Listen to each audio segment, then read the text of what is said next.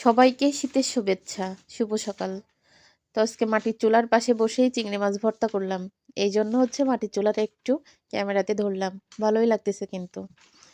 তো যেদিন সবার সাথে খাওয়ার একটা ডেট থাকে বা খাওয়ার দিন থাকে, বিশ্বাস করেন এত ভালো লাগে।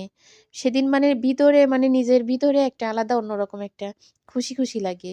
কষ্ট কিন্তু অনেক বেশি হয়। বেশি হয় যেমন সকালে এই যে রান্না করলাম নিজে, ২ ভাগের তরকারি রান্না করলাম, চিংড়ি মাছ বের করে জ্বালায়ে মানে জ্বালালাম, একটু সয়াবিন তেল দিয়ে লবণ হলুদ দিয়ে চিংড়ি মাছটা জ্বালাইছি।